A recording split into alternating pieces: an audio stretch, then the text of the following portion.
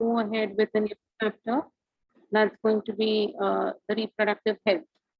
But before I go ahead with the reproductive health, I want to show you few important, conceptual videos which will make the earlier topic very, very simple and very, very easy. So I'll just share those. Yeah, my dear, I'm doing good. Thank you so much. I'll just show you all. I'll tell you, I'll tell you, I'll tell you.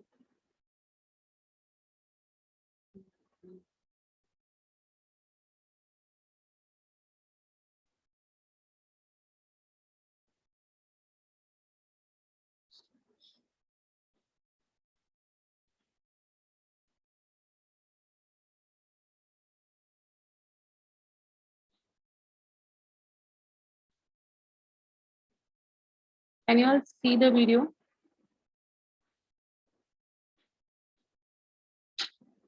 I hope you all.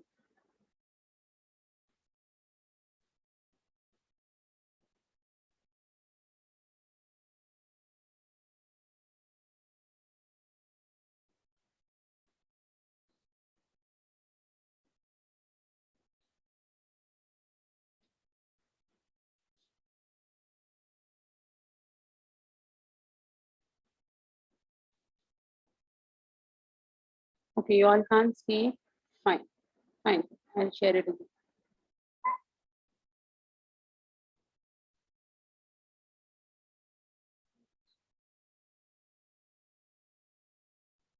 Yeah.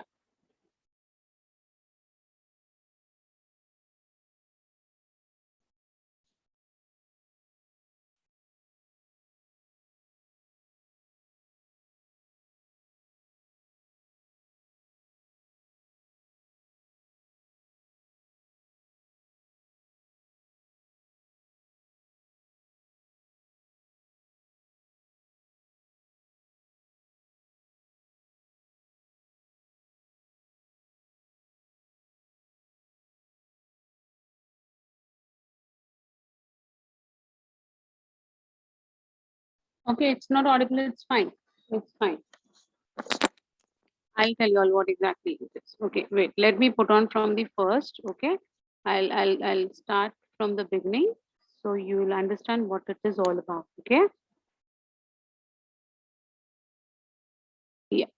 So it's basically going to be showing the entire journey of the spermatozoa to actually fertilize the egg, and what are the things it has to pass through.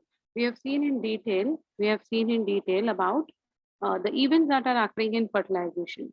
So here you can see there are so many billions of spermatozoa which are released into the vagina of the female. See, they are now, zoomed up. So you can actually see the head, the neck piece, the tail.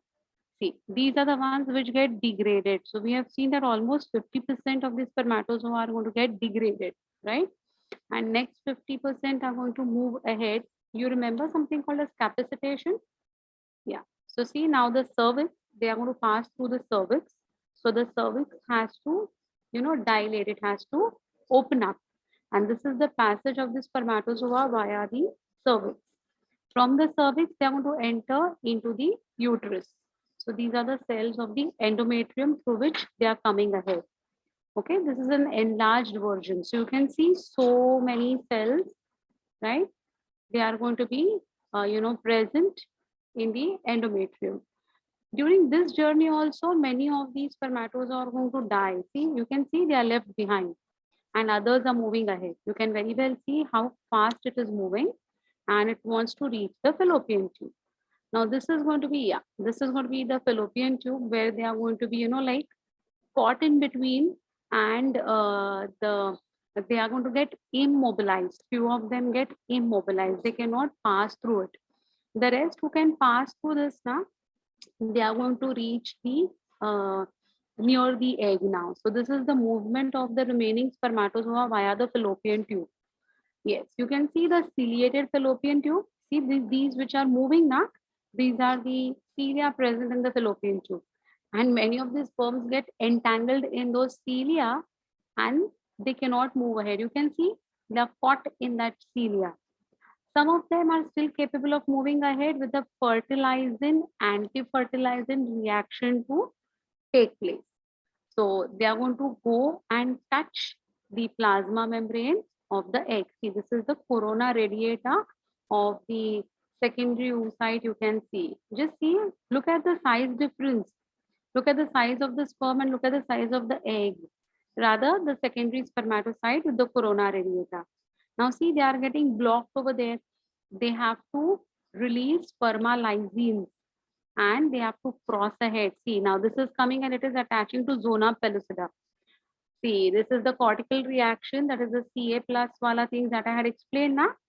They are going to act like soldiers and they are not going to allow any other spermatozoa to come inside except the one.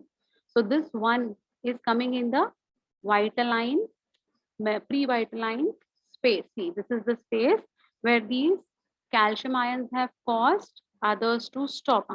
See, now this is going to get embedded by the plasma membrane of the egg. Can you see how it's getting embedded? The head is getting completely embedded, right? See, now the head is going to move inside and the neck piece and the tail is going to remain outside. And now you can clearly see the internal structure of the secondary spermatocyte. See.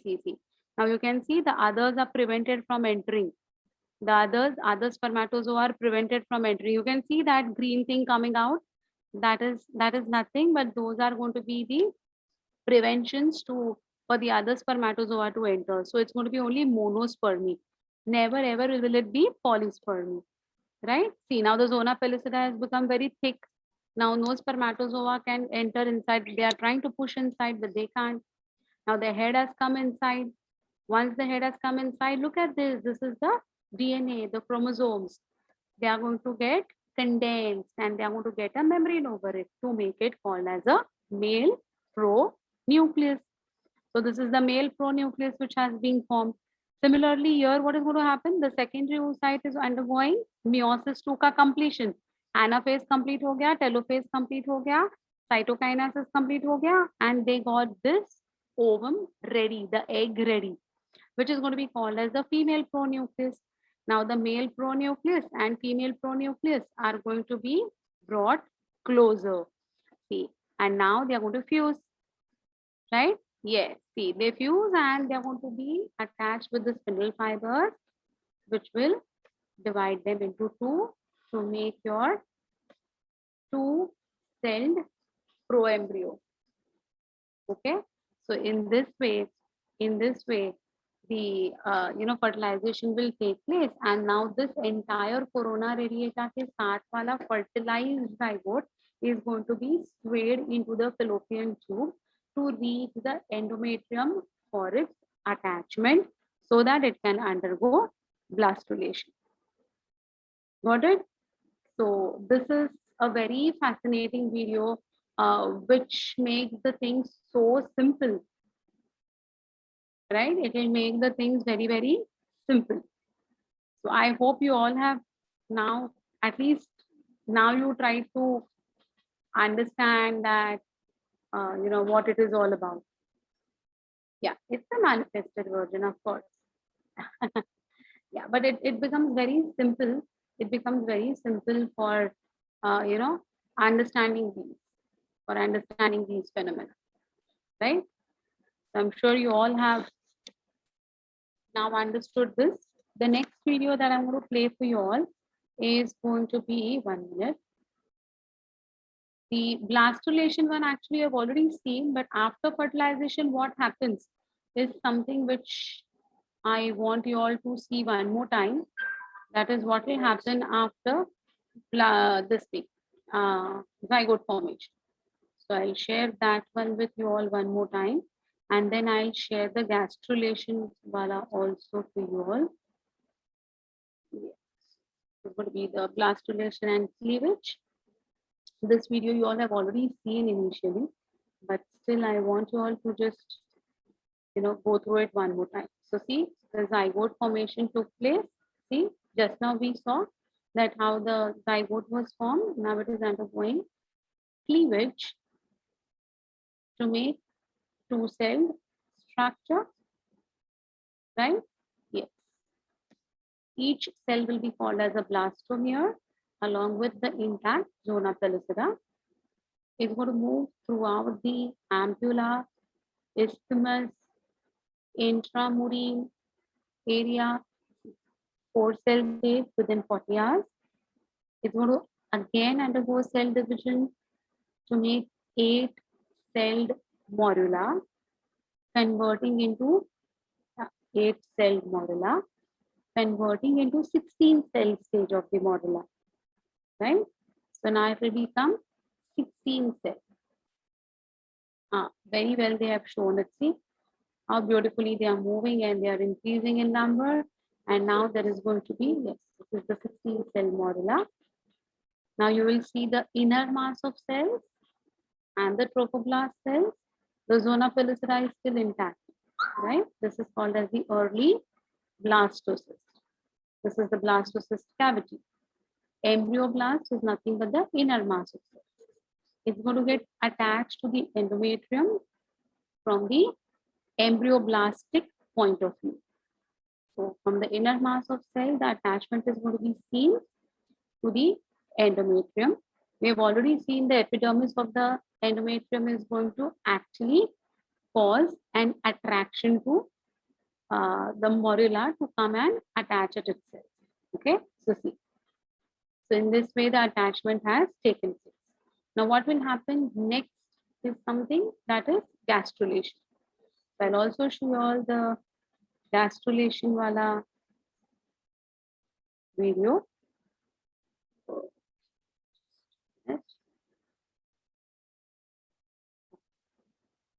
Share the gastrulation video also with you all.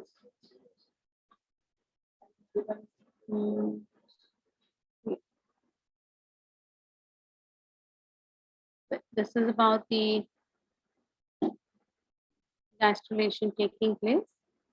Let's see how it happens. See, this was the inner mass of cell, okay, through which it is going to enter into the endometrium, hypoblast, epiblast cells. You know both of them now, right? Yeah, you can see very well. The blue colored one is going to be the epiblastic cells. The yellow ones are going to be the hypoblastic cells. This process is going to be called as gastrulation. Now you can see on the 15th day, the primitive streak has been formed. You remember primitive streak, procaudal plate, caudal end is the tail end, and procaudal plate का primitive streak दिखाया उन्होंने देखो, and it is going to increase the primitive streak for, you know, why the primitive streak is going to take place? For the axis now, cranial end means the head end, caudal end means the tail end, right? For bilateral symmetry, as I said, right? Now they have changed the angle of that particular one so that we get perfect right and left half. And now it is going to, now you can see that what are the changes that are going to occur in the primitive node. You remember I had used this word Henson's node. That is the primitive node. And the groove is going to be called as the pit. Now see what will happen. You can see the arrow coming downwards. So that is going to be forming the tail end. The upper one is going to be forming the head region. Now see epiblastic cells are growing and you can see the mesodermal cells being formed, the brown ones, right?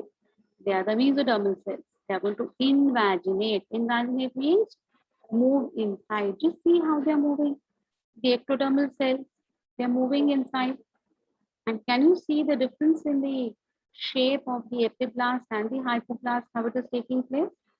So now we call it as endoderm, ectoderm, and mesoderm. So by the 16th day, the mesoderm formation is going to get completed. So ectoderm, endoderm, this is going to be the ectoderm. Lower they will show, yeah, look at it. This is going to be the mesoderm, the red one, which you can see. It's going to be the mesoderm.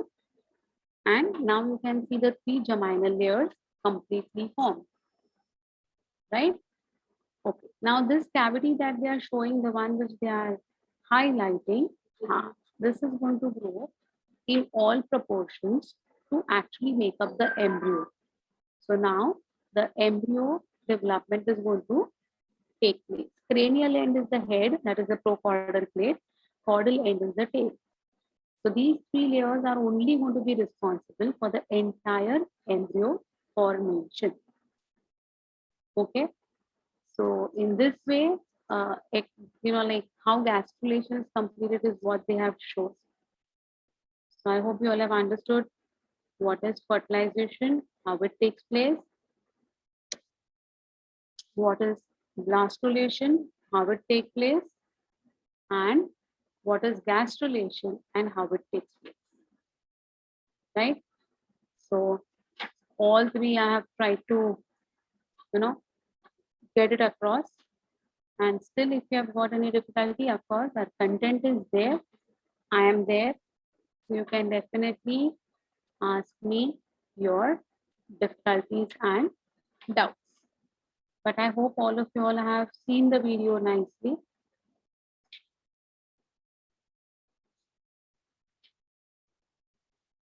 Okay.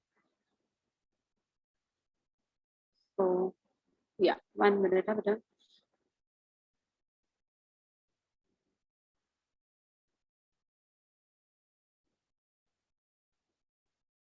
Yes. What you want me to tell? +4 -1 rule for NEET. Okay. For every correct answer that you are going to mark, you will get +4 marks. And if you make a mistake, then you will get a negative mark. Okay. So otherwise, if you don't, attempt the question, you would get 0 marks, right? But if you attempt and you go wrong, then you will get a negative mark. ठीक है? समझा? So if you have attempted 4 correct answers, so you should actually get 4 4s are 16 marks. Correct? So let us take an example.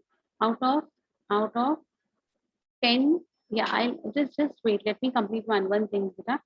I'm answering someone, otherwise what will happen now? Your doubt will go somewhere.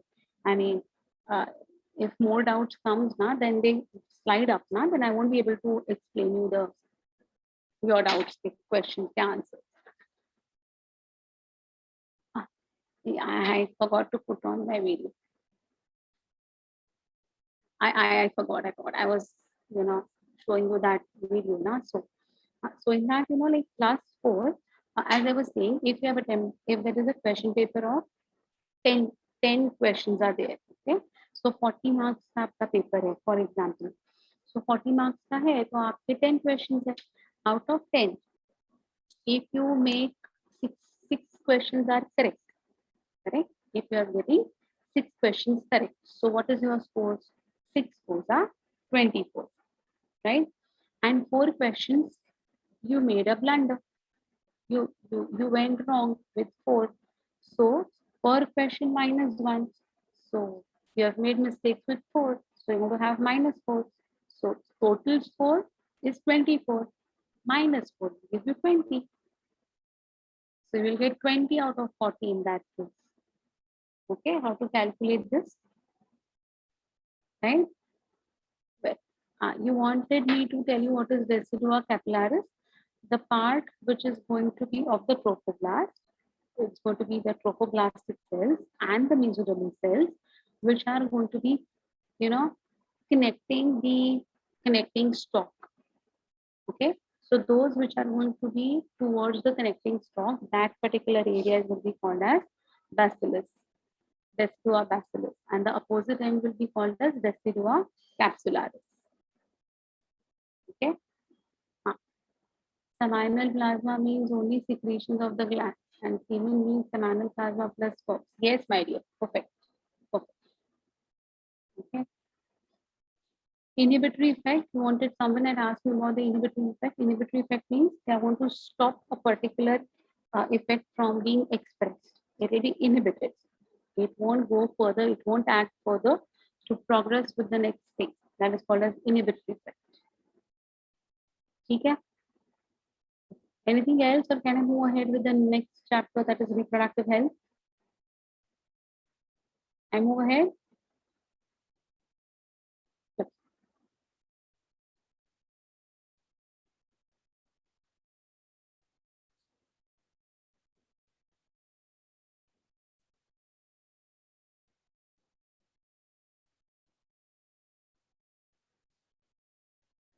Hmm?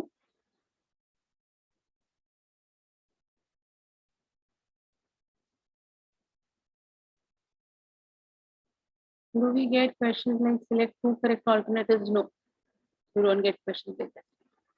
How many testicular lobes are present given in your NCERT? Even I have given this.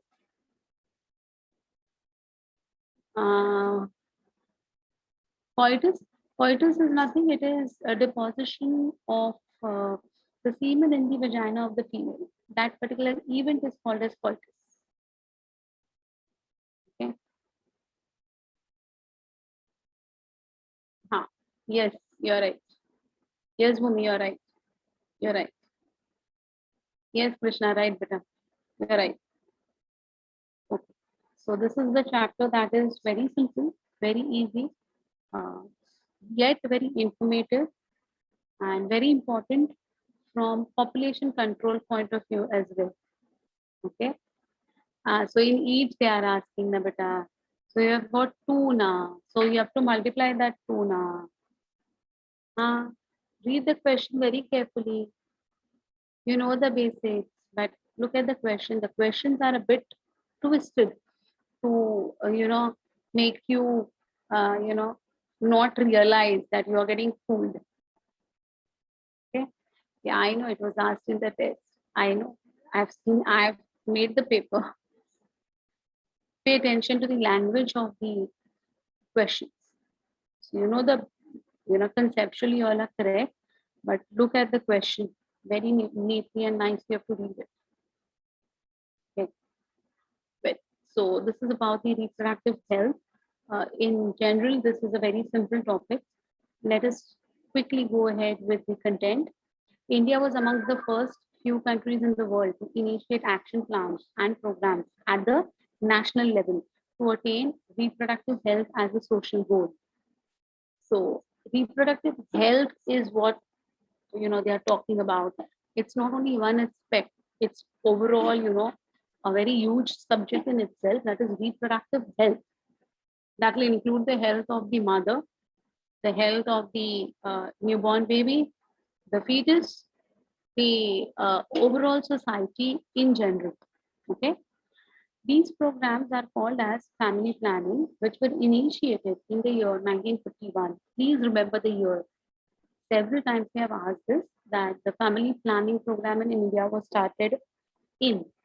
It was in the year 1951.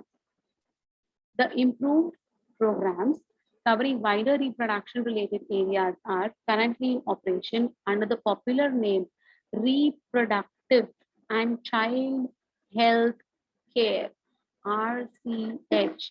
But though it is RCH, look at the full form: Reproductive and Child Health Care. Okay. So again, this is a very common thing that they ask you all, the full form of RCH. Creating awareness about various reproduction related aspects and providing facilities and support for building up a reproductively healthy society are the major tasks under these programs. Now, these things generally asked in your board examinations more than your competitive examinations. Now, they ask you from the board point of view. Why? Because all these are associated with the government. The government has done all these things for the society, and so they always want to give you questions based on something that they have taken the initiative of. So please remember these wordings. What are the various methods that they have adopted for making this society reproductively healthy? So they are making use of audio visuals and the print media. Government as well as non-governmental agencies have been roped in to take care of the overall health of the society with respect to reproduction. Parents, other close relatives may also be helpful in this respect. Teachers and friends, of course, Many a times, there are so many students who are not comfortable talking to their parents regarding certain aspects, but they can definitely share the things with their friends and of course with the teachers as well, because as teachers it is our prime responsibility, our prime goal, that all the different types of psychological problems that the students are facing shall be tackled. So of course many students find comfort in talking to the teachers and getting their problems sorted out. So teachers and friends also help a lot in this particular aspect. Introduction of sex education in schools should also be encouraged to provide right information to the young so as to discourage children from believing in myths and having misconceptions about sex related aspects. I think so in your school also, you might have attended one or two such, initiatives taken by the government or non-government organizations. Nowadays, it's, a trend in all the schools, in fact. So I don't know, you all are coming from various schools, and any of your you all have attended any such seminars or such type of what we say an interactive sessions regarding this in your school? Yeah, generally yes. Generally not in your school. Generally, in majority of the schools it is there, but it should be there. In fact, I would say. Okay. Anyways, some of the like schools are not approached by these NGOs. In fact, so if they approach, then schools will say yes. I yeah. So 7th, 8th, 9th standard, generally these workshops we call them are going to be held, right? Then I'm not sure, but like sometimes they show certain films and all also short films ke jaise, uh, I mean, this is what I have come across from different schools. Yeah, maybe because of pandemic situation. Yeah, that is one probability. Pandemic की वजह से बहुत कुछ miss किए हैं हम लोग. So maybe it was a trend earlier, and now because of this pandemic, it's not being possible. Anyway, so and that is one particular aspect that can help in developing a good society. Yes.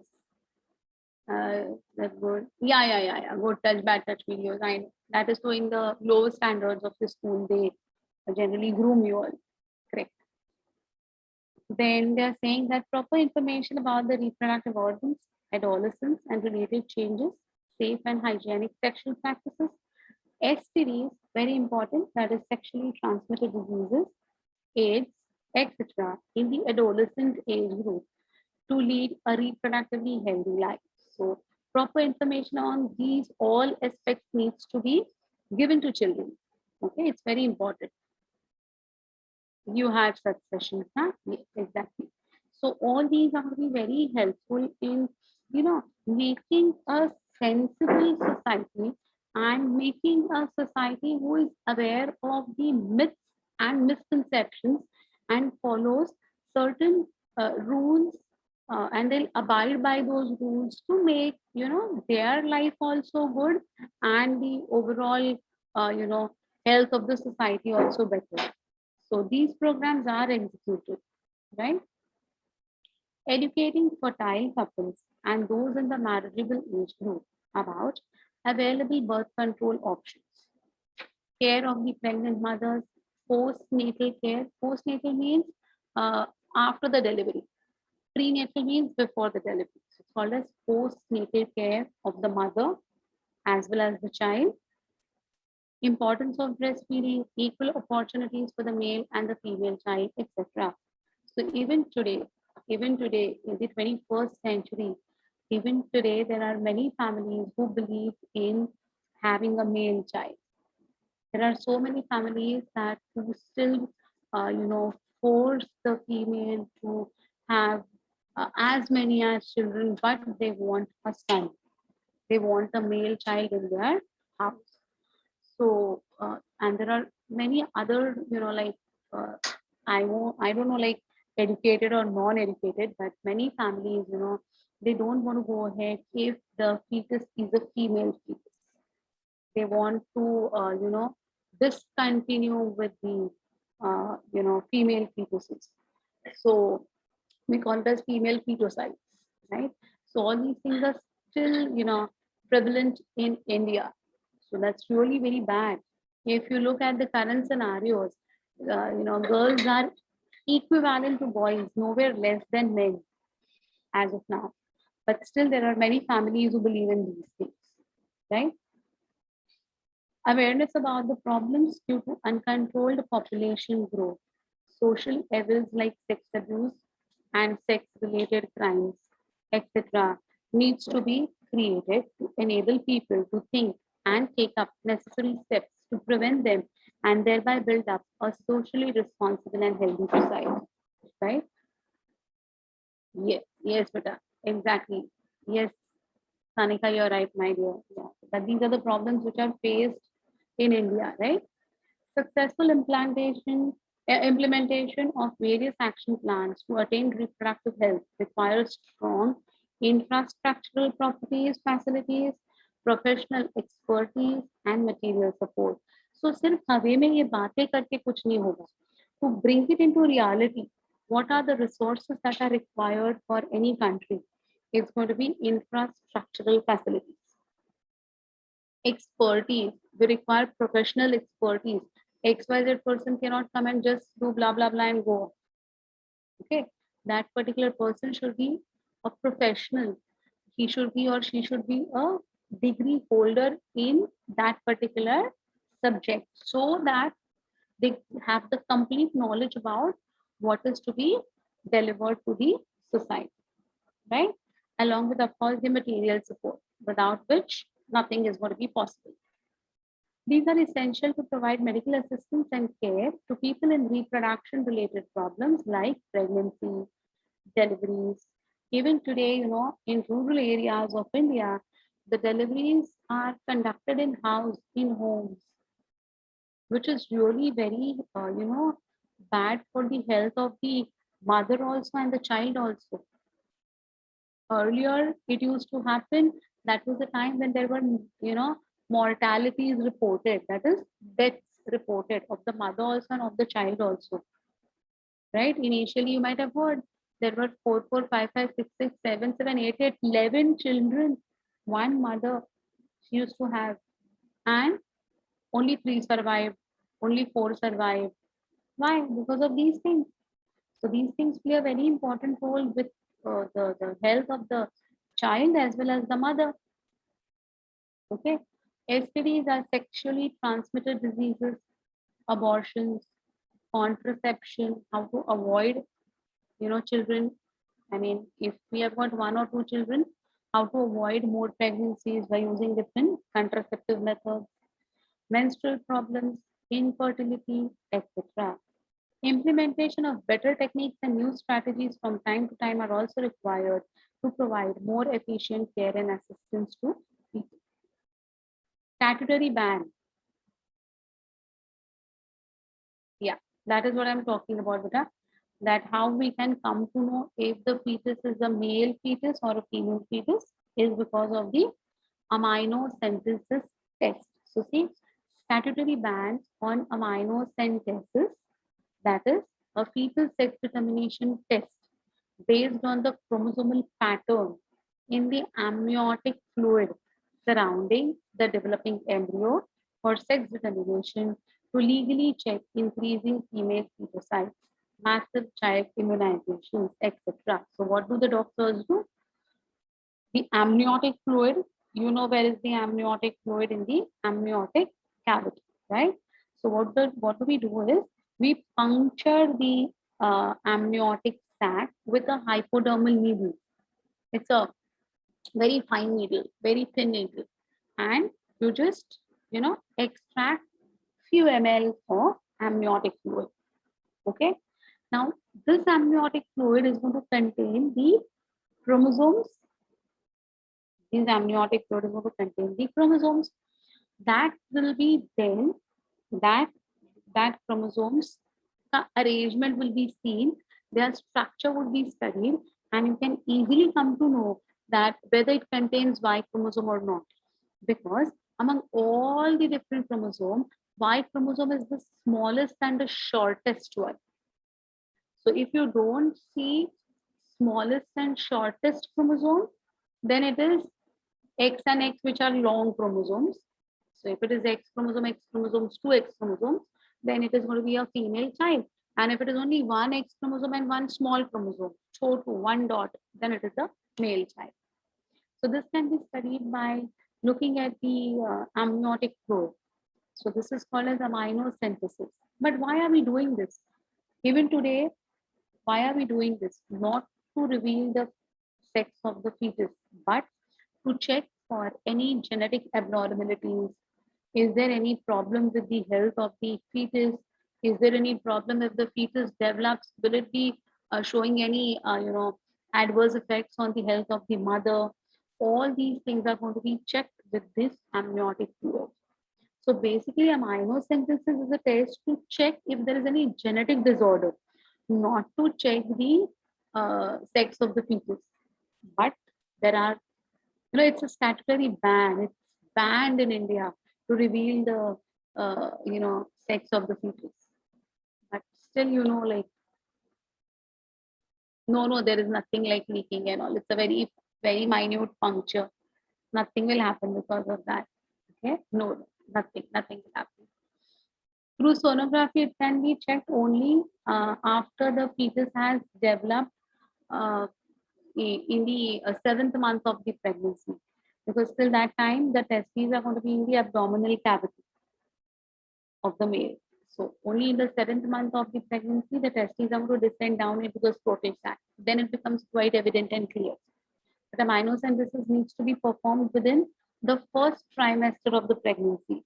Because if there is any complication with respect to the health of the fetus genetically, if something wrong is happening with the fetal development, then it can be easily aborted in the early stage. So amino-synthesis is done in the early stage. Yeah, Down syndrome, Klinefelter syndrome, Desmond syndrome. There are many syndromes that we're going to talk about eventually in genetics chapter. So all these syndromes, all these problems can be easily recognized in the early life of the fetal condition. And so these needs to be attended and tested. Okay, so that's going to be called as a amino-synthesis test. But they have strictly said, even if you go to any nursing home now, or if you go to any sonography unit now, there'll be, there's a board put over there that sex determination is not done or is strictly not done in this particular premises. It's mentioned, it is mandatory to mention. Okay, so that is about the female fetocides to avoid करने के लिए. Then research on various reproductive related areas are encouraged and supported by government as well as the non-governmental agencies to find out new methods and to improve upon the existing ones.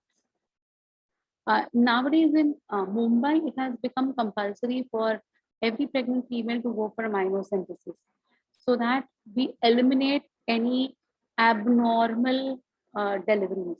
So, sometimes the newborns are handicapped or they are mentally retarded or they have got some deformities. Those will not occur only. Na? If we come to know earlier, then we can definitely abort that particular fetus which is unhealthy.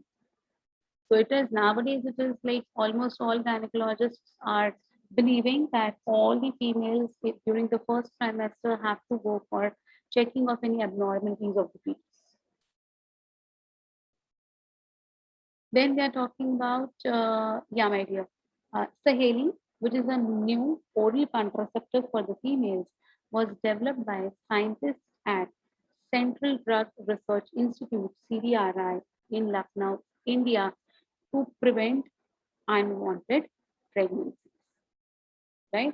So now many such methods have come up. We're going to talk about them also. Better awareness about sex-related matters, increased number of medical assisted deliveries. Medical assisted deliveries means delivering in the nursing home, not at home, right? No, not from mouth, never. postnatal care, I mean after delivery care, leading to decreased maternal and infant mortality rates, increased number of couples with small families. As I said, पहले के ज़माने में 7, 8, 10, 11 बच्चे भी होते थे. Now it is confined to हम दो हमारे दो वाला condition. Now to it is generally one child mom, right? Detection and cure of STDs and overall increased medical facilities for all sex-related problems, etc. Right? Where's that word oral? I didn't get oral. Oral contraceptive, taking pills. Oral contraceptive is taking pills. Pills. गोली खाने को हम कहते हैं oral contraceptives. Yeah. Yes. This is all about awareness. Okay. Population explosion and birth control. I'll tell you how pills will prevent, pregnancies. I'll tell you. It's there. आगे पूरा explanation है. Yes, they want to mess with the hormonal balance and all. I'll tell you in detail that how the menstrual cycle is going to get affected or how it is going to be preventing the deliveries. The world population, which was around 2 billion in the year 1990, rocketed to about 6 billion by 2000. Okay, look at it. 2 billion, it became 6 billion. Right? Yeah, I'll tell you, my dear. I'll tell you everything. Wait. India's population, which was approximately 350 million at the time of our independence, reached close to a billion mark by 2000 and crossed 1 billion in May 2000. That means every sixth person in the world is an Indian. So look at the population blast, explosion, a rapid decline in the death rate, maternal mortality rate, which is called as MMR, and infant mortality rate, that is IMR, as well as increase in the number of people in reproducible age are probable reasons for this population explosion. A common question asked for 1 mark in your board examinations. What are the reasons for population explosion? Answer is, first point, rapid decline in death rate. Second, rapid decline in maternal mortality rate. Third point, rapid decline in infant mortality rate. And fourth point is increase in the number of people in the reproducible age. You require 4 points to write this particular answer, right? Through our RCH program, it brought down the population growth rate marginally, not significantly. Marginally, but at least it brought down. That is more important. According to the 2001 census report, census means they come to count ना. आपके घर पे आते हैं, कभी bell बजा के आए हैं? लास्ट 5-10 सालों में कभी आए हैं? आपके घर पे कितने बच्चे हैं? ये एज में कितने लोग हैं? हाँ, 60 प्लस वाले कितने लोग हैं? They generally come and they take the data. जनगणना, yes. So that is called as census. Yeah, so it is called a census report. Yeah, Janaganana. So according to the 2001 census report, the population growth rate was still around 1.7%. That is 17 individuals per 1,000 per year, a rate at which our population could double in 33 years. So we can, double up our population in the coming 33 years if this rate continues. Such an alarming growth rate could lead to absolute scarcity of even the basic requirements, that is food, shelter, and clothing. Therefore, the government was forced to take up serious measures to check this population growth rate. The most important step to overcome this problem is to motivate smaller families by using various contraceptive methods. So this was the main aim, that how to bring down the population. So avoid unwanted pregnancies. That is by using various contraceptive methods. Advertisements in the media, as well as posters, bills, etc. Showing a happy couple with 2 children with the slogan "Hum do hamare do" is one of the methods which have proven effective. Now, these all wordings are of your NCERT textbook. Okay, so you should know each and every word of your NCERT textbook, as I always say. Many couples, mostly young, urban, working ones, have even adopted one child norm. Yeah, nowadays, as I said, it's one child norm. Correct? So many families believe that लड़का हो या लड़की हो कोई फर्क नहीं पड़ेगा, एक है बस हो गया, है ना? Then statutory raising of marriageable age of the female to 18 years and that of the males to 21 years. We know this already, that it's already increased. You cannot marry till the age of 18 for girls and till 21 till the age of for the boys. And incentives given to couples with small families are two of the other measures taken to tackle this problem.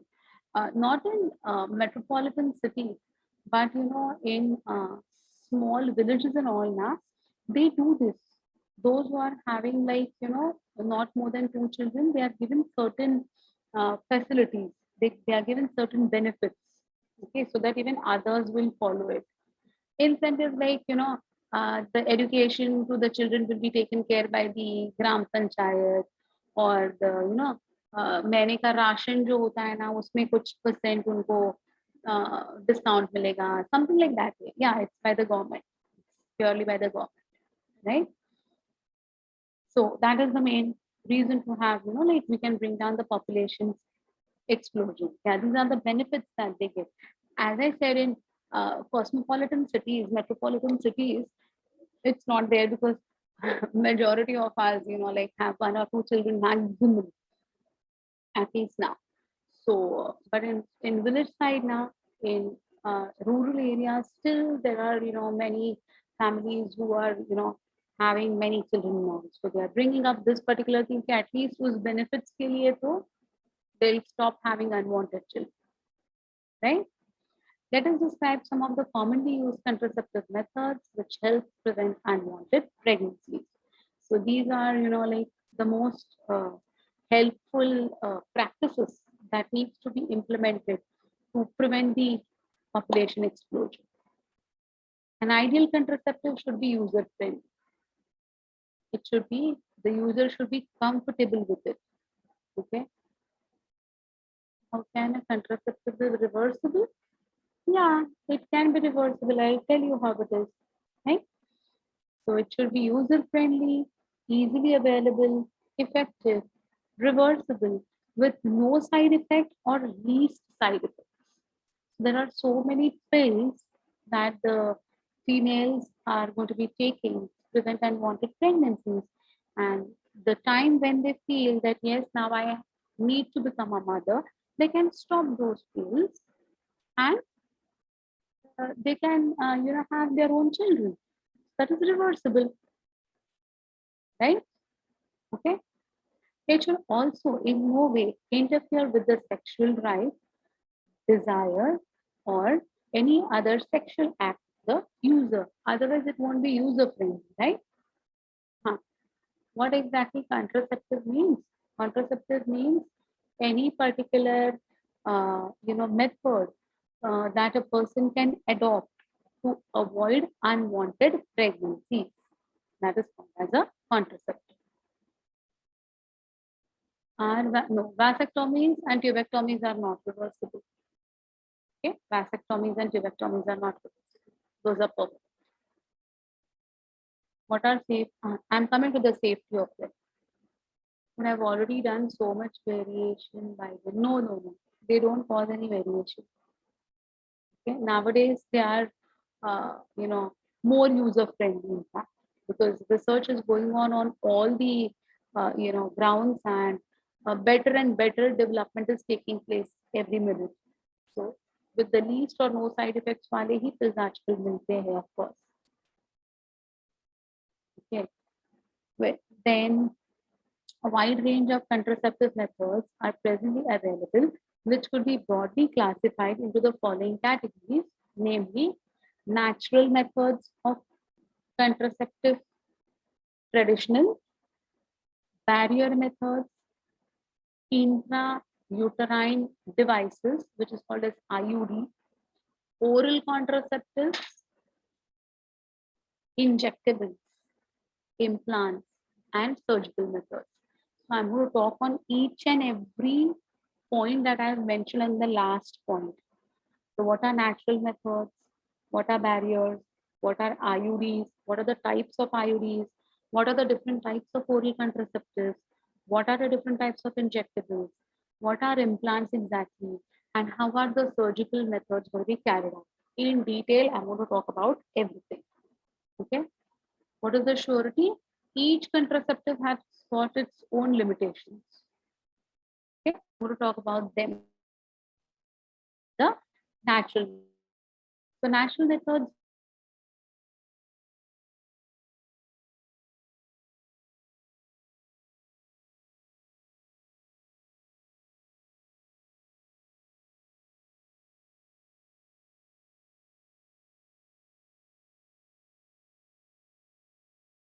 method in which the couples abstain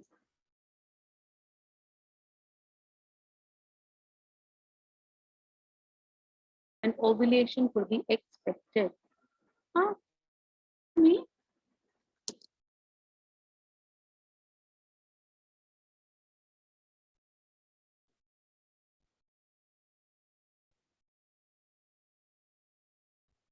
Hello? Am I audible to all of you all?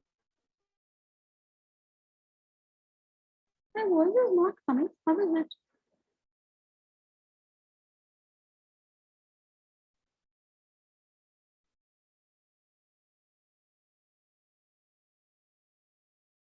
It got stuck.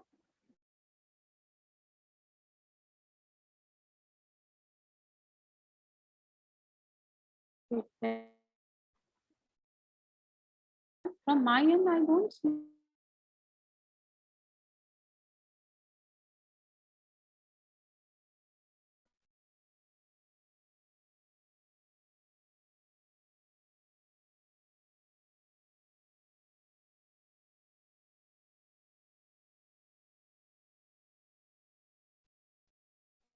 One.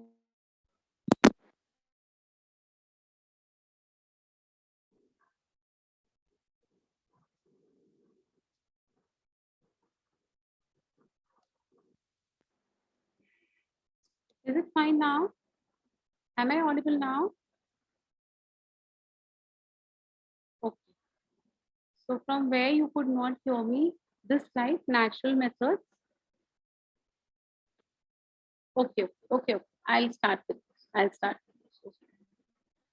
So I was talking about the natural methods. That is, natural methods work on the principle of avoiding chances of the ovum and the sperm meeting.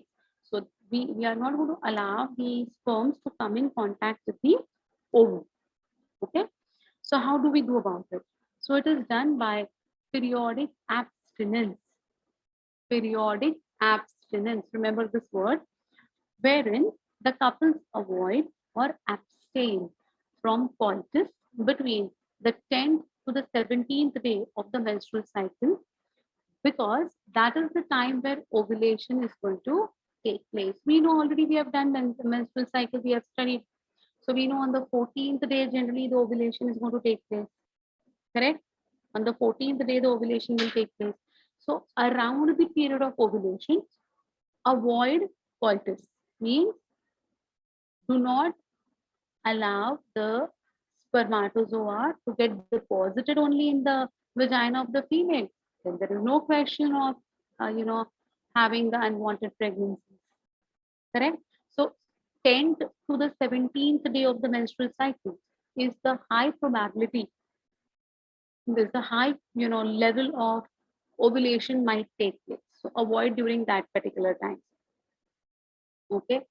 Coitus is deposition of the semen into the vagina of the female. Okay, right? It is also called as intercourse. So during the 10th to the 17th day of the menstrual cycle, avoid it, so that there is no question of fertilization, right? As chances of fertilization are very high during this period, it is called as the fertile period. So rather, in fact, those people who are having difficulties in having children, they are told to undergo coitus, especially during this particular time of the menstrual cycle, so that the chances of becoming pregnant is high, right?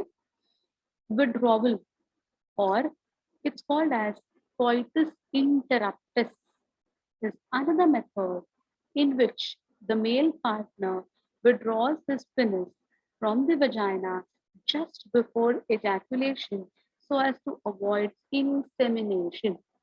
So, this is also one more method by which the pregnancies can be avoided. That is generally done as a safe method. But again, as you will come across, that it is not at all a foolproof method, these natural ones. Third one is lactational amenorrhea, that is absence of menstruation during the lactating period. Means when the mother is breastfeeding completely, it's a very important, word over here. So see, lactational amenorrhea method is based on the fact that the ovulation and therefore the cycle does not occur during the period of intense lactation following parturition. Therefore, as long as the mother breastfeeds the child fully, means the child is not going to be supplemented with anything else but the mother's milk. In that time, the female shall not experience menstrual cycle. I'm saying shall not. I'm not saying must not, shall not, probabilities, right? However, this method has been reported to be effective only up to a maximum period of 6 months following parturition. Not necessary, yeah? Less than that also. As no medicines or devices are used in these methods, side effects are almost nil. Chances of failure, though, of this methods are also high. So let it be periodic abstinence, let it be coitus interruptus, let it be lactational amenorrhea. All three are natural methods, but all of them are, not foolproof methods. Their failure, their, risks are more high of being failures. Okay. Yeah, it is, but still it is there. Lactation means feeding the child, breastfeeding the child, mother's milk, feeding with the mother's milk. Okay, all are risky. Yeah, that's what I said. They all are risky. Nothing is going to be like, because you know what, actually, even during the this thing up now, abstinence, periodic abstinence, maybe we are not sure now that the ovulation is going to take place on the 14th day. If there is some change in the hormones of estrogen and progesterone, the ovulation may be prolonged or preponed. So you cannot actually precise. Yeah, postnatal care is needed in the first 6 months of pregnancy. Yes. Okay, so the question comes as strike the odd one out among the following. First, they give lactational amenorrhea. Second, they give IUDs. Third, coitus interruptus. Fourth, periodic abstinence. So your IUD will be the odd one out because these three are natural methods.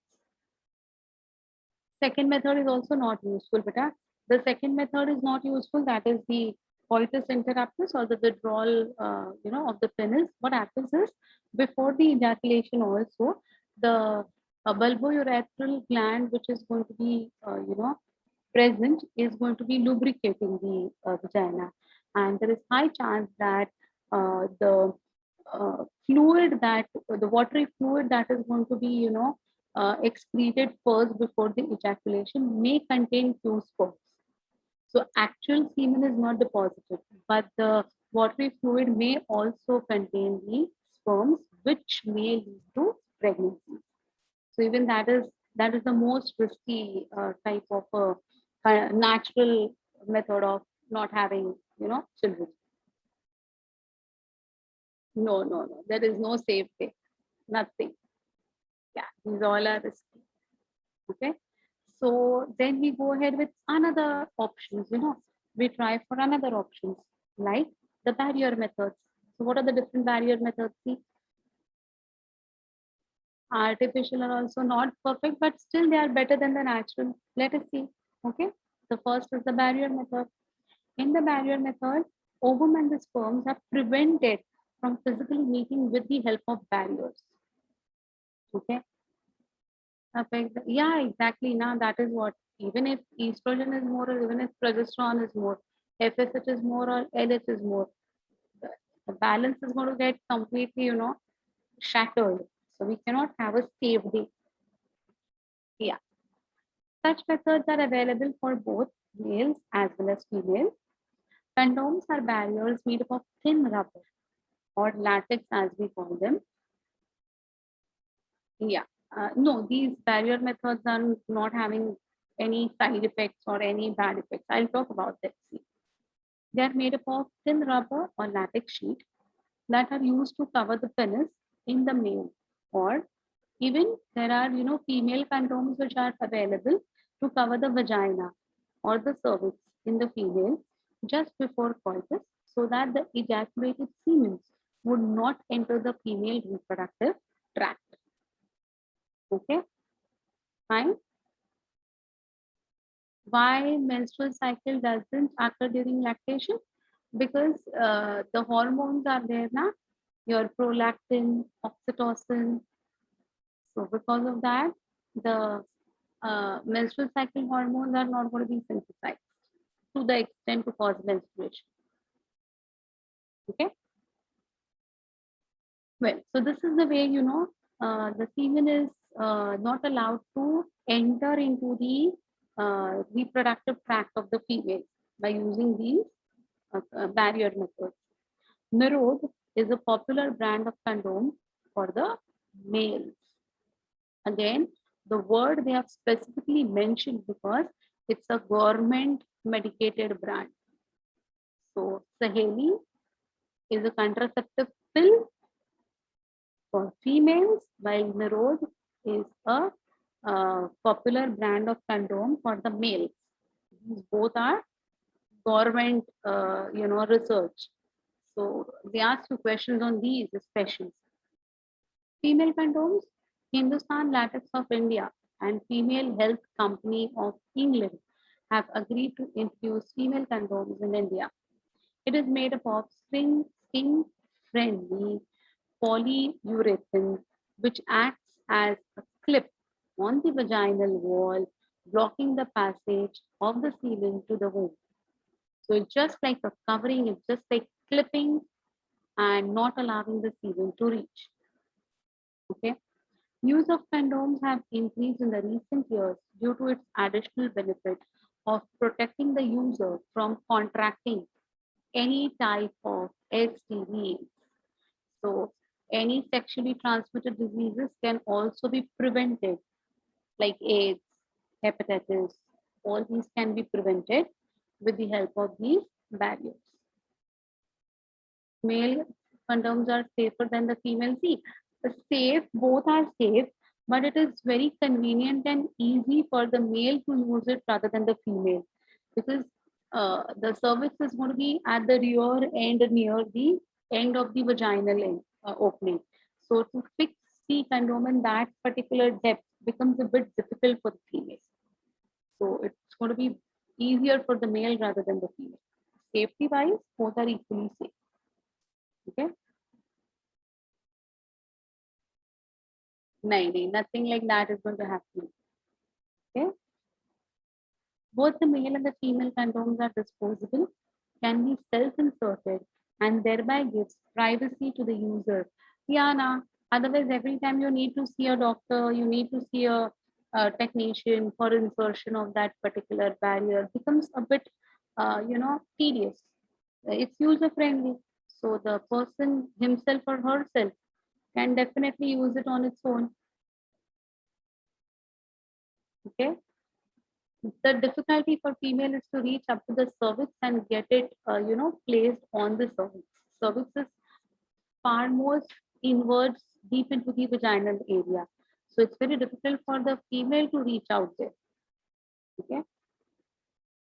So you can see over here this particular diagram that they have shown. This is the which they have shown in this photograph. Diaphragms, cervical caps, walls are also the barriers made up of rubber that are inserted into the female reproductive tract to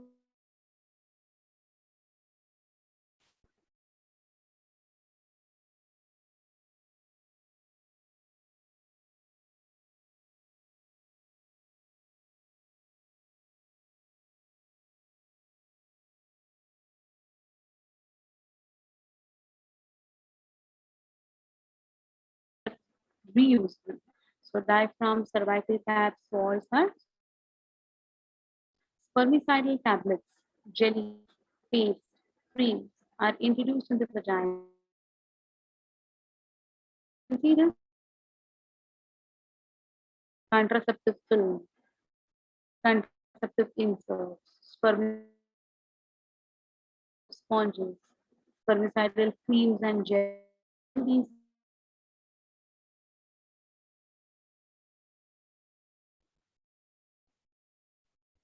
yeah, it's easier, but it is not reversible. It's not reversible.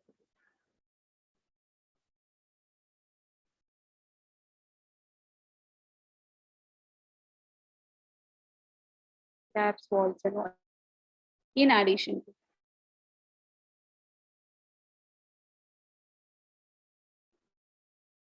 to you me, is it?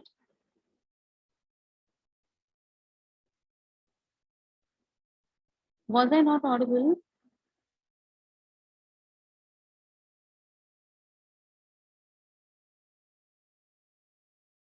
At all? Nothing at all is there.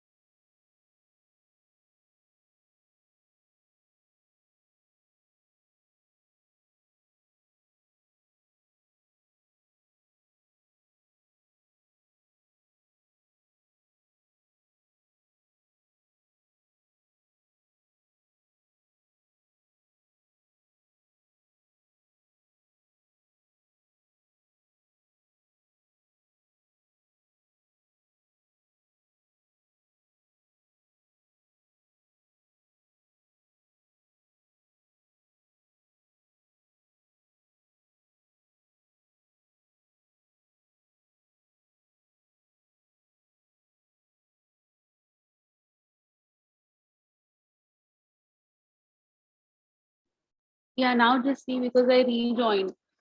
There was nothing wrong with my network, but I have rejoined. Is it fine now? Me can't see because I have not on my video.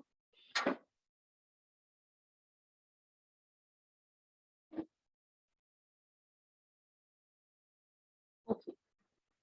Now I'm audible because sometimes why this thing happens. This is my fourth lecture since morning, but since morning there was no issue.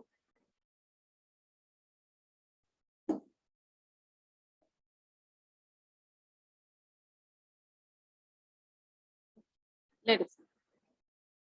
Yeah. So here I was talking about second point. You couldn't hear me. Yeah. Yeah. My days still there is one more lecture after you. My days are completely packed. Like this one. Can't help. Okay. So yeah, both the male and the female condoms are disposable, can be self-inserted and thereby gives privacy to the user. Diagram.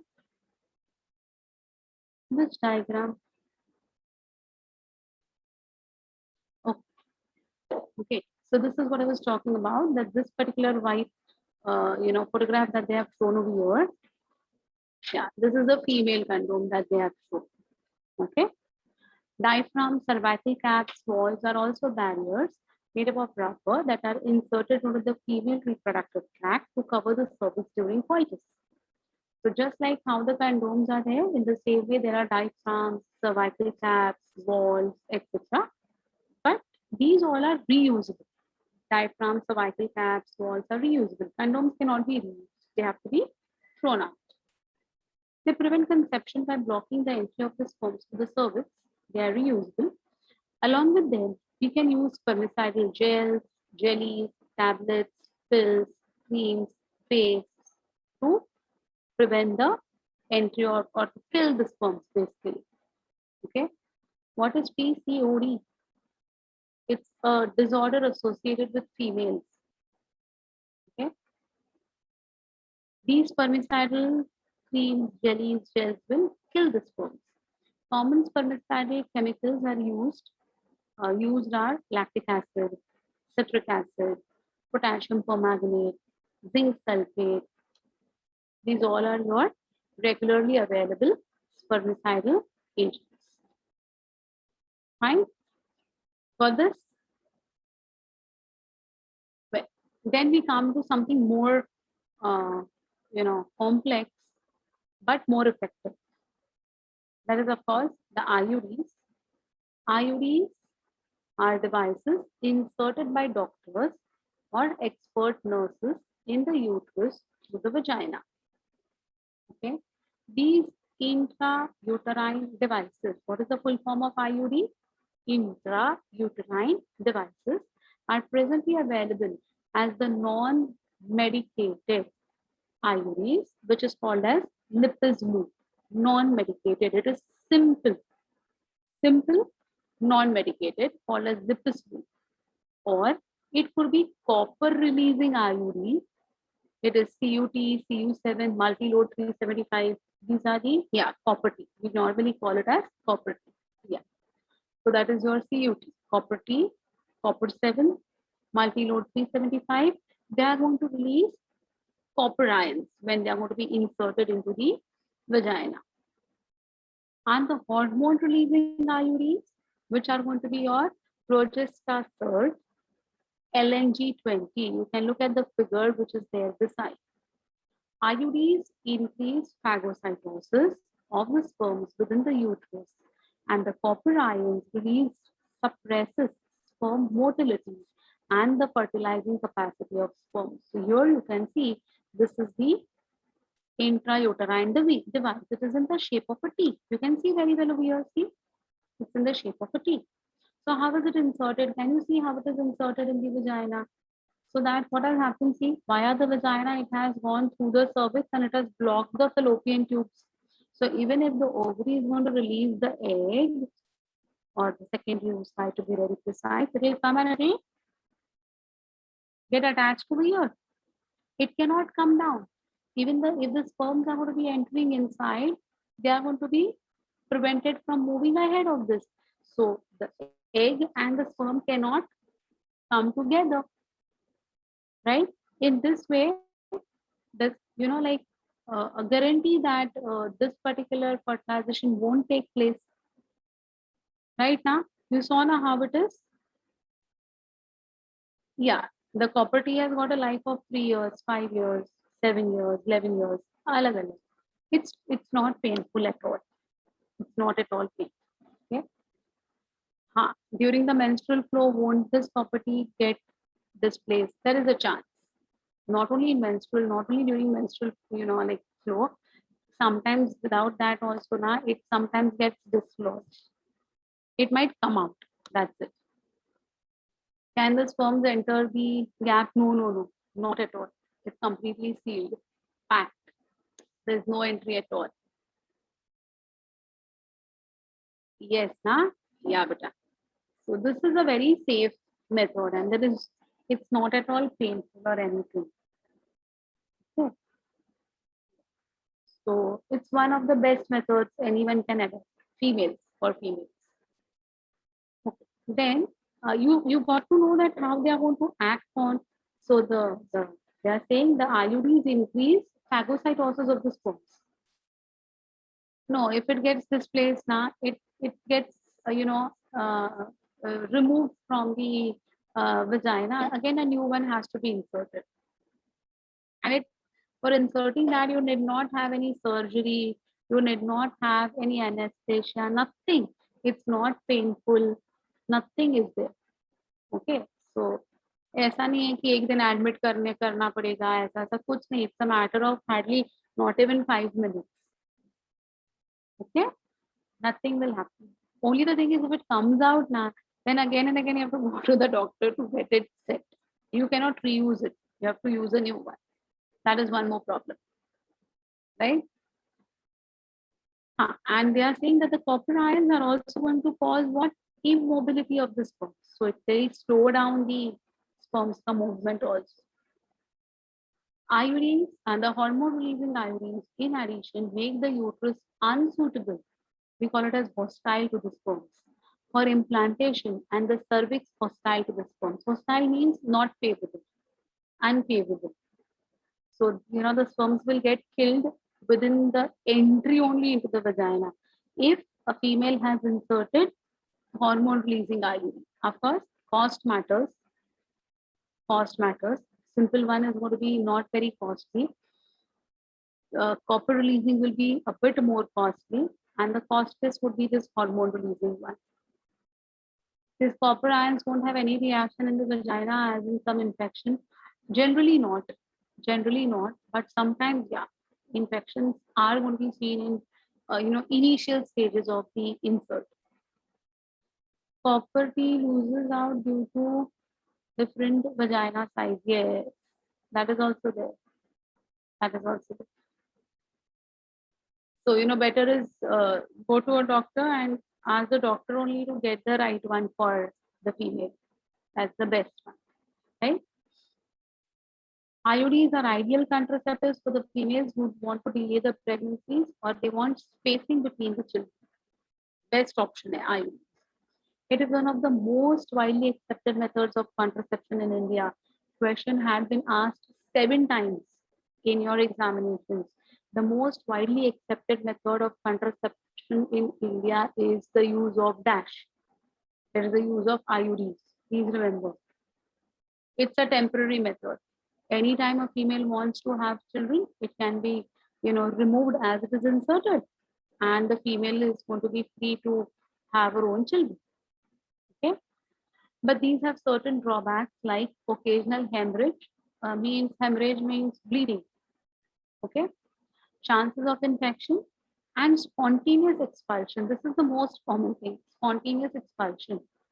So without anything now, it may just be expelled outside the body. That's the only problem that females might suffer if they, have inserted IUD. Understood about IUD? Any difficulty in understanding this? Clear?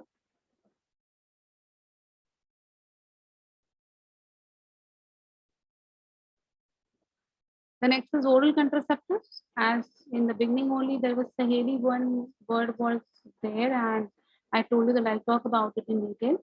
Oral administration of small doses of either progesterone or progestogen estrogen combinations is another contraceptive method used by females, so called as combined pills.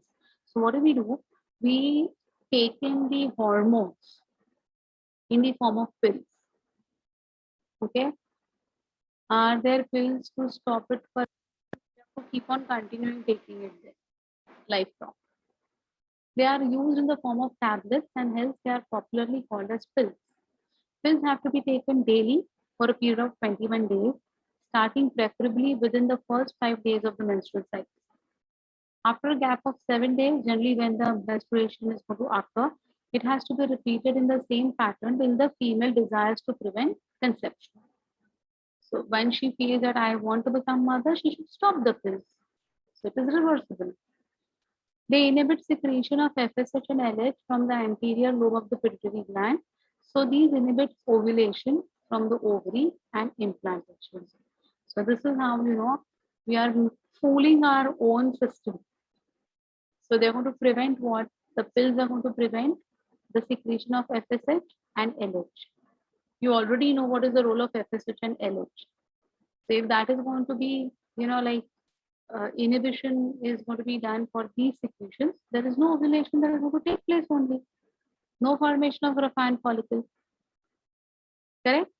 So there is no question of any secondary oocyte being discharged. Right? So menstruation will take place, of course, because progesterone is coming, estrogen is coming. So wall formation and wall destruction both are taking place. But maturation for making the you know, primordial follicle to get into a Grafan follicle is not going to take place. Okay. Many questions come, but oral contraceptive for men? No, no, not for men. Only for females. Males में कुछ ऐसा नहीं होता.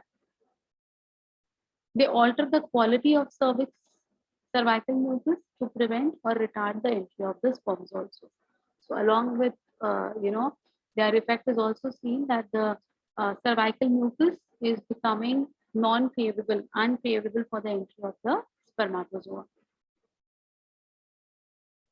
Drawbacks of the birth pill. The birth control pills generally have side effects like nausea, breast tenderness, weight gain. Yeah, many females put on a lot of weight when they consume it. And breakthrough bleeding, that is bleeding between the menstrual periods. Periods means not during the course of menstrual period, anytime in between bleeding might happen. Saheli, the new oral contraceptive for the female, contains non-steroidal preparations. Saheli is non-steroidal, so it is not going to cause any weight gain. It is not going to cause any nausea. It's not going to cause intermittent bleeding. Nothing. Okay. So Saheli is the most preferred pill taken by the females nowadays. It's non-steroidal. It's once a week pill with very few side effects and high contraceptive value. Once a week. You need not take it every day for 21 days, as otherwise Maladi and all are going to be used. Maladi is a daily pill. Okay. Saheli is a weekly pill. Now these are very small points which they ask you in your exam. Huh? It's once a week pill with very few side effects and high contraceptive value.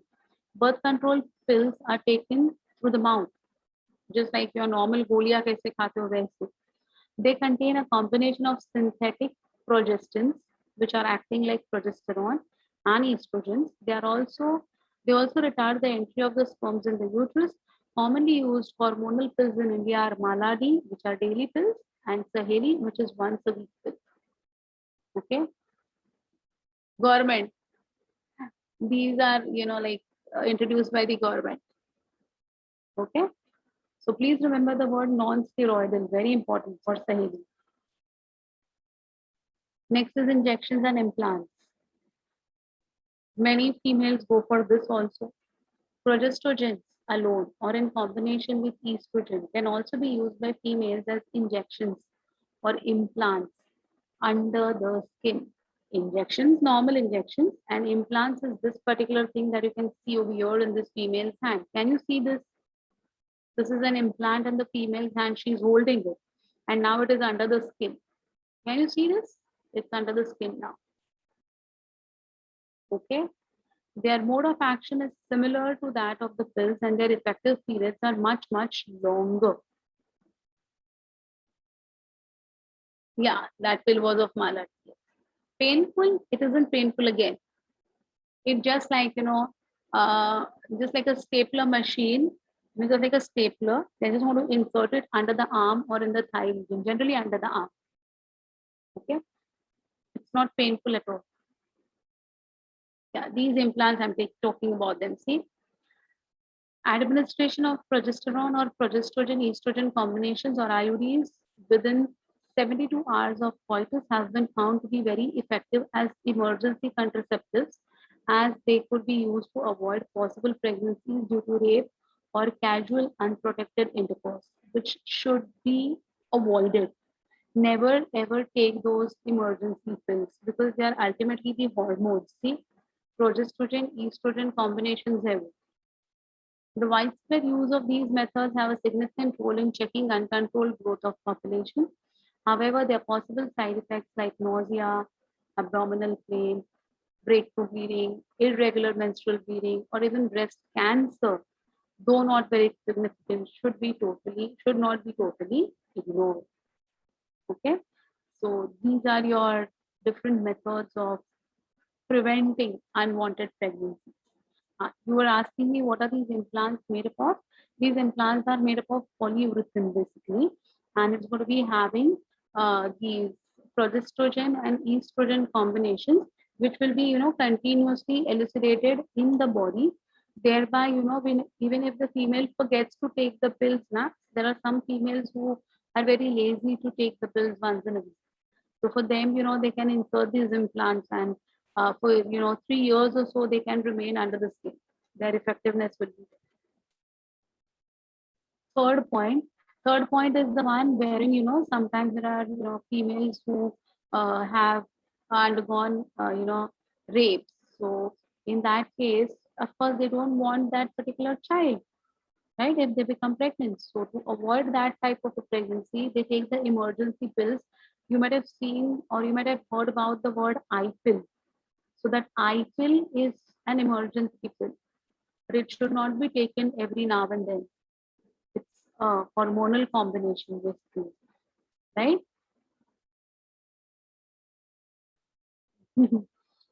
Okay, got it. So that is what I'm talking about. The third point, beta, administration of I pill or emergency pill as we call it is also helping for preventing unwanted pregnancy. But it is not a good method that uh, you know uh, uh, get through the coitus and then they pop up that emergency pill, and again next time you do the same thing and again pop up the emergency pill. It's not good for your health. But of course, those emergency pills are going to be helpful in those females who have undergone such type of humiliation like rape, or sometimes uh, unwanted or unprotected sexual act has happened between the husband and wife, and now they don't want to have the children. In that case, these emergency pills can be administered, but it should not be a habit of taking emergency pills. Very bad. Okay. What if the rape victim hasn't got? And that is what now we should not wait. It should be taken between the time of the coitus within 72 hours. If it is taken after 72 hours, it's of no use because you know what is the life of the egg and what is the life of the sperm. You know the age. So, है ना? So before that particular act, like is going to go ahead with the implantation before the morula gets implanted. These pills have to be taken so that that implantation actually the zona pellucida is dissolved in that case completely. Got it? Yeah. So this is how the implants and the injections are going to. Got it now? Let's come to the permanent methods.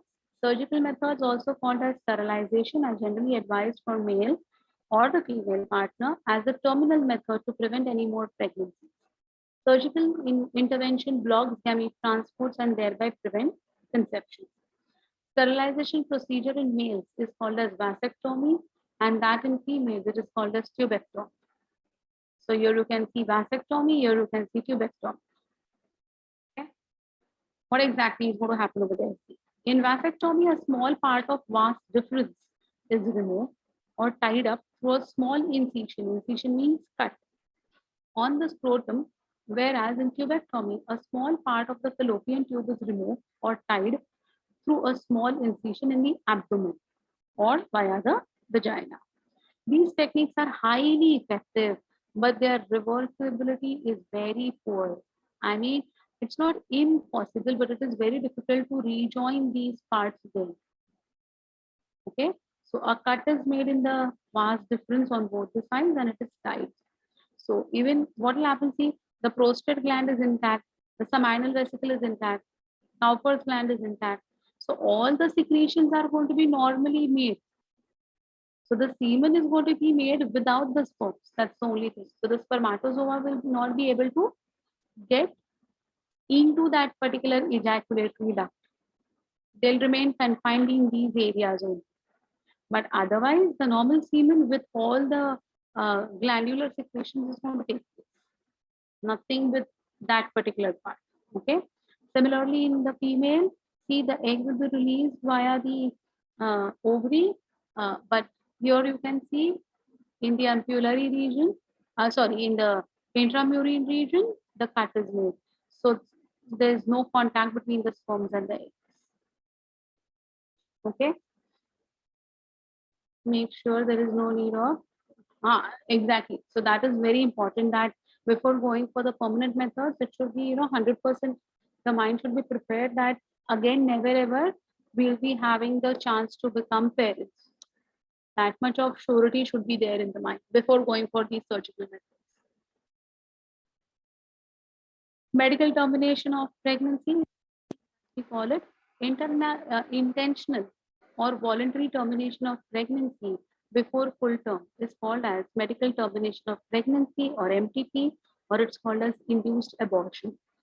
Nearly 45 to 50 million MTPs are performed in a year all over the world, which accounts to around 1/5 of the total number of conceived pregnancies in a year.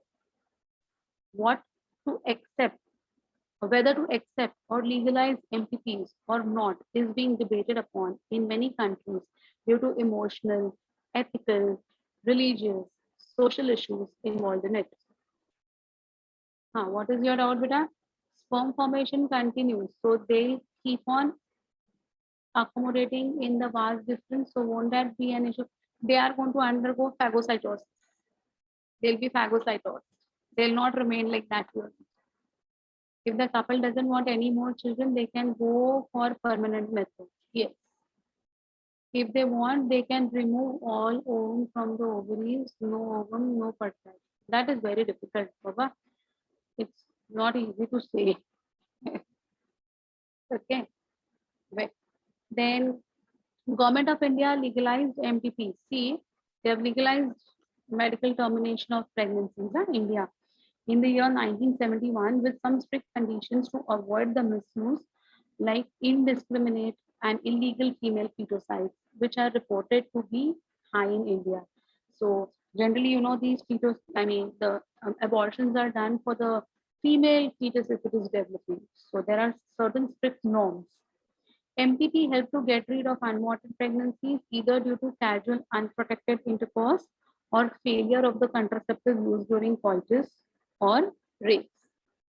MTPs are also essential in certain cases whether continuation of pregnancy could be harmful or even fatal either to the mother or the fetus. So, if it's going to be harmful, life threatening for the fetus or for the mother, the doctors are, immediately going to recommend to go for abortions. Okay. No, no, no, no, not at all, Krishna. Bilkul nahi. MTPs are considered relatively safe during the first trimester, that is up to the 12 weeks of the pregnancy. Second trimester abortions are much more riskier. You already know that during the 8th to 12th week of the pregnancy, only a small fetus is already developed. A miniature human is already created. So imagine if it's going to be in the 4th month, 5th month, or 6th month, if it's going to be terminated, you already know by the 6th month what all things are going to happen in the fetus. We have studied in the last class. One dangerous trend is the misuse of amniocentesis to determine the sex of the unborn child. Frequently, if the fetus is found to be female, it is followed by MTP. This is totally against the law. Such practices should be avoided because these are dangerous both for the young mother as well as the fetus. Effective counseling on the need to avoid unprotected coitus and the risk factors involved in illegal abortions as well as providing more healthcare facilities would reverse the mentioned unhealthy trend. कितना भी educate करो आप लोगों को, एक mindset होता है, वो mindset को बदलना बहुत difficult वाली चीज है. Okay, but yes, from the early childhood days, if the child is, made to accept that all these facts, then it's a different story. Sexually transmitted diseases, which we said can be avoided by the using of condoms. See, what are they? Diseases or infections which are transmitted through sexual intercourse are collectively called as STDs or VDs, that is venereal diseases, or RTI, that is reproductive tract infections. Gonorrhea, syphilis, genital herpes, chlamydiasis, genital warts, trichomoniasis, HIV leading to AIDS are some of the common STDs. Some of these infections like hepatitis B and HIV can also be transmitted by sharing of injection needles, surgical instruments with infected persons, transfusion of blood, or from infected mother to the fetus too. You have already, knowing these facts of AIDS, but it's the same with the hepatitis B as well. Except for hepatitis B, genital herpes and HIV infections, other diseases are completely curable if detected early and treated properly. So, hepatitis B, genital herpes, and HIV cannot be cured. एक बार मिल गया तो मिल गया. You can't cure, you cannot get rid of it. Okay. First test of HIV. That is what. Early symptoms of most of these are minor and include itching, fluid discharge, slight pain, swelling in the genital region. Infected females may often be asymptomatic, hence may remain undetected for a very long time. Absence or less significant symptoms in the early stages of infection and the social stigma attached to the STDs deter the infected persons from going to the doctor at the right time. See, generally we are very shy to talk about these things to our parents, to the doctors. They don't want to go and tell the doctor that I'm suffering from any venereal disease or I'm having some problems with the reproductive tract. I think I'm having some infection. People are not ready to come and speak up. Arey, the females are not ready to come and talk to the female doctors also. They don't want to come and open up their problems. That is the major problem. Social stigma hota hai. Okay. What happens to this because of these diseases? I'll tell you what will happen. They would rather die rather than speaking up. Yes, they are very shy. Yeah, this is because of lack of sex education. Yes, better. But see, what will happen if it is not treated timely? This could lead to complications later, which can be pelvic inflammatory disease, PID. So the females may have pelvic disorders. The pelvis will get inflamed. Okay. Abortion, stillbirth. Stillbirth means if a female is having any of these infections and if she is pregnant, she will give birth to a dead child. Imagine stillbirth, ectopic pregnancies. So the pregnancy is not going to be taking place inside the uterus. It will take in the fallopian tube. Infertility also, or even cancer of the reproductive tract. So just see how bad the condition would be just because this can be cured with a simple antibiotic medicine like penicillin. 1 week का penicillin का course किया ना तो ये सारा चला जाता है, लेकिन वो इतने 5 रुपए का पेनिसिलिन खाने के लिए भी ये लोग को शर्म आता है पूछने के लिए. They feel shy to come and talk to us. And then what happens? See, just for that very small stupid shyness, look at it. STDs are a major threat to the healthy society. Cervical cancer, or any type of cancer. Okay. Therefore, prevention or early detection and cure of these diseases are given prime consideration under the reproductive healthcare programs. Though all persons are vulnerable to these infections, their incidences are reported to be very high among persons in the age group of 15 to 24. You all also belong to that same age group, my dears. There is no reason to panic because prevention is possible. One could be free of these diseases by following simple principles given below. Avoid sex with unknown partners or multiple partners. Never. Always use condoms during coitus. In case of doubt, one should go to a qualified doctor for early detection and get complete treatment if diagnosed with the disease. As simple as this. 3 steps and going to save your life and the next generation as well. So we have got 2 infections to be studied in our syllabus. One is syphilis, other is gonorrhea. Okay. Syphilis is caused by a spirochete bacterium, Trypanosoma pallidum. It looks like this. You can see over here in this diagram, the springs, these are your bacteria, spirochete, called as Trypanosoma pallidum. Don't forget the name, Trypanosoma pallidum. Ye springs hai. It affects the mucous membrane in the genital, rectal, and oral regions and causes lesions. Genital region, you know, what is the genital region, right? The penis, the vagina. Rectal is going to be the, the area from where the stools are passed, near the anus. Oral regions also, actual mouth ulcers. Primary lesion is caused at the site of infection is called as chancre. It changes into hard ulcer, which heals spontaneously. Then what you feel? It has healed now, so now it's fine. However, the parasite persists and invades other tissues. So even after the healing is seen in that particular area, the trypanosoma will travel to other areas of the body and they will start infecting other tissues. Later, secondary lesions may appear in the form of rash anywhere on the body. So after some days now, there is irritation and rash all over the body. This is accompanied by fever, inflamed joints, loss of hair.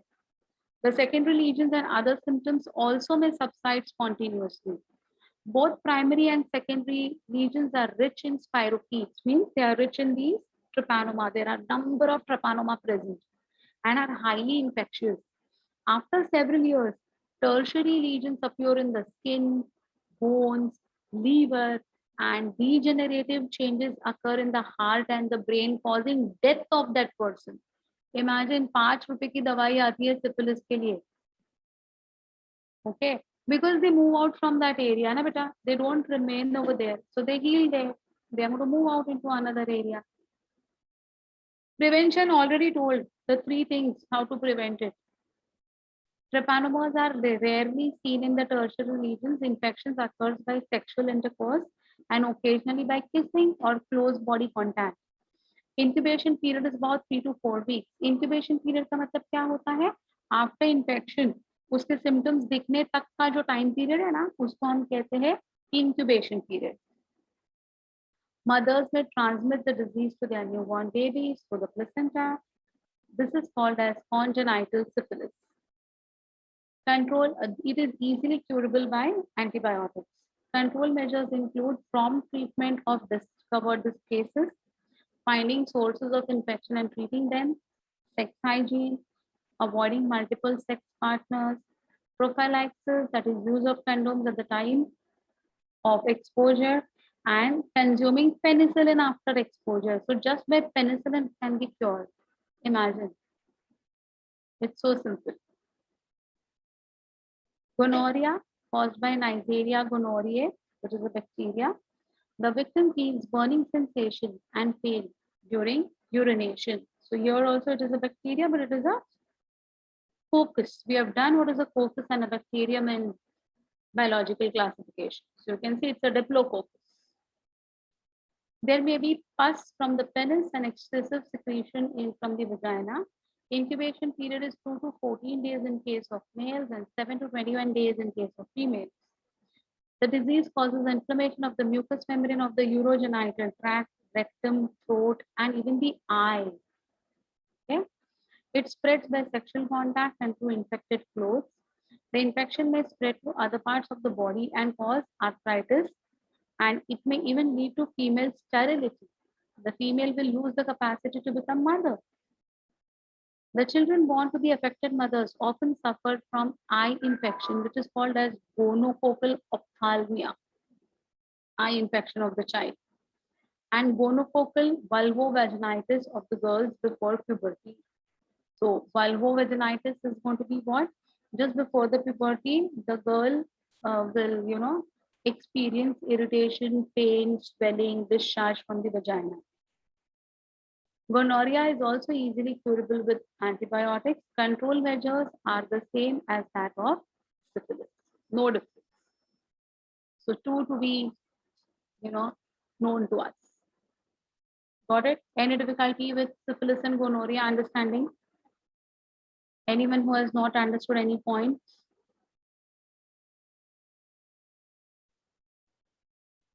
Understood everything?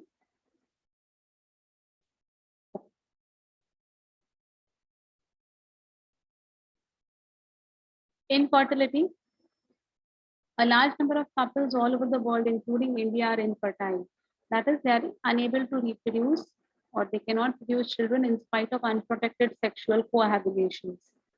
The reason for this could be many: physical, congenital, diseases, drugs, immunological, or even psychological. Right? In India, often the female is blamed for the couple being childless, but more often than not, the problem lies in the male partner. Specialized healthcare units called as infertility clinics, etc., would help in diagnosis and corrective treatment of some of these disorders and enable these couples to have children. However, where such corrections are not possible, the couples could be assisted to have children through certain special techniques commonly called as assisted reproductive technology, ART. Okay, so infertility can be easily cured. What is ART? See, assisted reproductive technology or ART. First is IVF. You might have heard about this word IVF. In vitro fertilization. IVF, fertilization outside the body in almost similar conditions as that in the body, followed by embryo transfer, that is ET, is one such method. Yeah, that is what I'm going to talk about with test tube babies. I'm going to talk about that. In this method, popularly known as test tube baby program, ova from wife or the donor female and the sperms from the husband or the donor male are collected and induced to form a zygote under simulated conditions in the lab. Simulated means just like internal conditions, we are going to provide it outside in the lab. So here you can see, this is the egg, these are the sperms, they are made to fertilize. Okay. The resulting embryo is then inserted either into the womb or into the vagina for implantation. That is your IVF. Under IVF only we have got ZIFT and GIFT, surrogacy. I'm going to talk, surrogacy also I'm going to talk about. The zygote or early embryos up to 8 blastomeres could then be transferred into the fallopian tube, which is called as ZIFT, zygote intra-fallopian transfer, to complete its further development. So see here you can see, this is your 8-celled blastomere which is inserted into the fallopian tube. So the fertilization is carried out in the lab, but now implantation will be done naturally via the normal route. Okay. Embryos formed by in vitro fertilization, that is fusion of gametes within the female, also could be used for such transfer to assist those females who cannot conceive. So the females who are not able to conceive, they can have this ZIFT. You understood what is ZIFT now? Zygote is made outside and zygote is inserted into the fallopian tube. That is ZIFT. Transferred by needles with injections. Okay, with the help of needles. One more method is GIFT. Now what is GIFT? Transfer of an ovum collected from a donor into the fallopian tube. So it is gamete intrafallopian transfer. That means the female is not able to make the egg. Okay. So what we do, we collect the egg from some other female and we insert that egg into the fallopian tube and allow the natural sperms to, fertilize those eggs. That is GIFT. So gift में zygote बाहर नहीं बनता बेटा, zygote female के body के अंदर ही बनता है, लेकिन एग जो है ना वो डोनेटेड एग है. The female is not in the capacity to have her own egg. Okay, but she would be able to make the zygote, make the fetus grow in her womb and deliver the child also.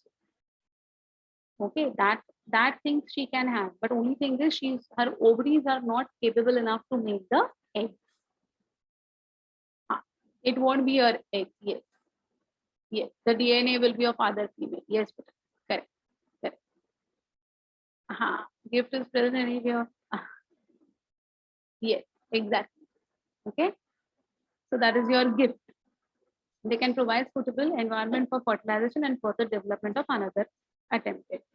One is ICSI. Nowadays, ICSI is more preferred in Western countries more than ours. Intracytoplasmic sperm injections is another specialized procedure to form an embryo in the laboratory in which a sperm is directly injected into the ovary.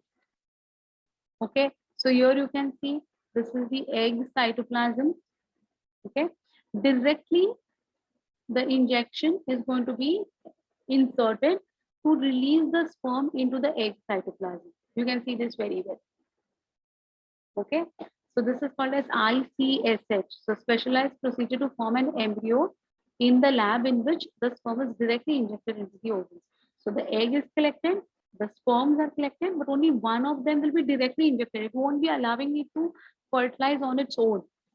It will be made to fertilize. ICSI. Okay.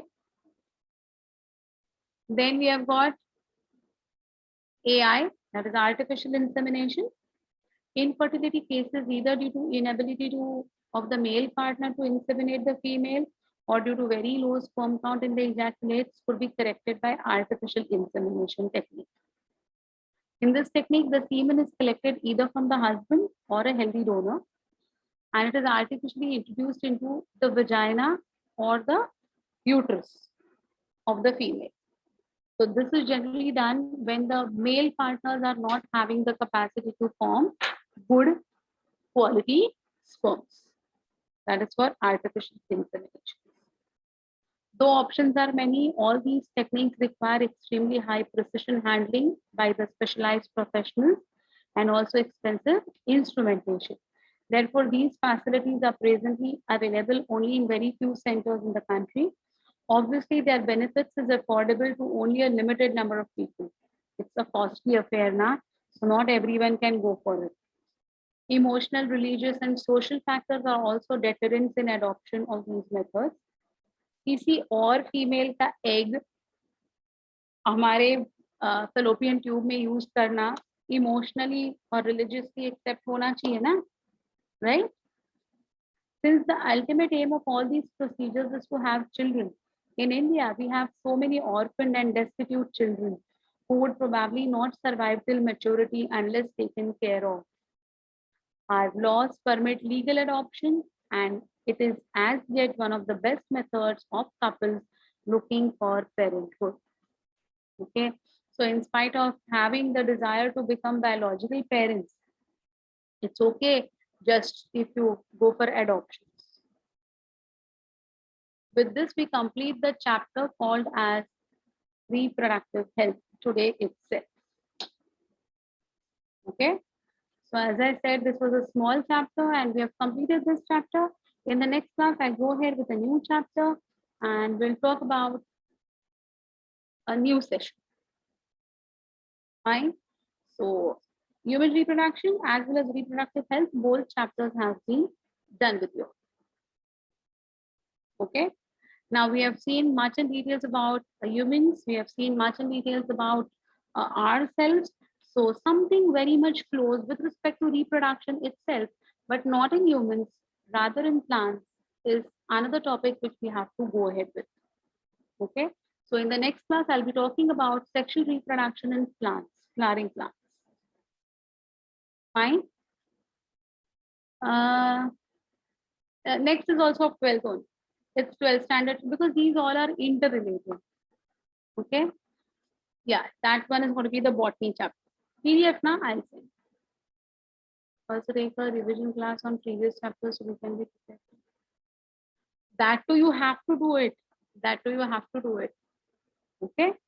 Chal. Bye. See you all, beta. See you on next Wednesday with the new chapter. Bye.